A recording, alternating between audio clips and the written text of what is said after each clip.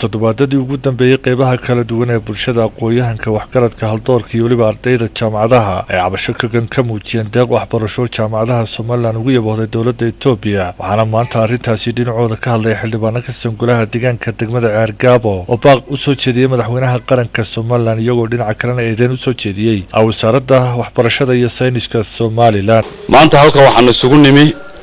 deeqdii scholarship-ka ahayd ee dowladda Itoobiya siisay dalkan inaanu ka hadalno saamiga Ceergaabo la boobay oo ilaa iyo iminka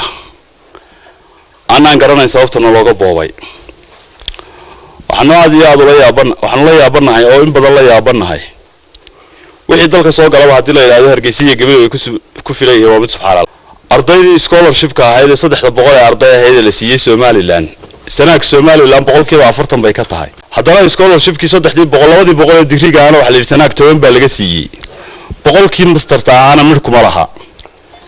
taa macnaheedu waxa weeyaan aqoonta sare ma geeydan arrintaasi mid nooc cuntabaysa iyo mid aan laqi karayno toona maaha. Itoobiya waxaan u diraynaa kullay message waxaanu gaarsiinaynaa Hargeysa inaan wax dambe nooga soo dhiibin waxbarashadii waxaanu la sii dhiyaabnay shirkii golaha wasiirada khamiistii wasiiradii ka hambaliyay in sanaag la boobo bal aad iyo aad ula soo yaabanahay taa macnaheedu waxa weeye sanaag ma aha Somaliland baanu rafiiqnimaatiinaan haddana talana ku reebin meelaan laga rabin indha lama sii raaco Somaliland hadii ay nacday gobol sanaag dhul laga rabo baa jira waxaanu mar labaad iyo mar saddexaad intaba sheegayna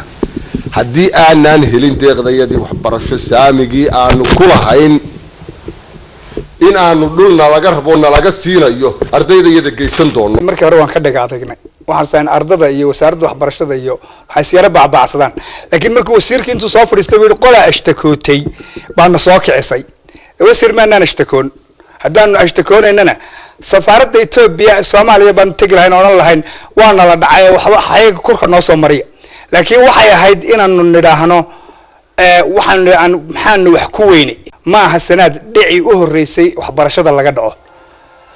waxaad xasuusataan in GPLG mashruuca la yiraahdo sanaag intii uu dalka ka socdayba aanay Ceergaabo ku jirin sanaag ku jirin sool ku jirin waxaan xasuusanahay wasiirka tacliintu muddadii uu hayay xilka wasiirka arrimaha gudaha waxaan markhaati ka ahay in wasaaraddu fadhiisatay oo nabadgelyadii la sixi waayay tii ceelfeeyo kale markaan joogay aanu joognay oo uu yimi waxba uu qaban kari waayay tacliin hadalkeeda wasiirka horta dhibaatada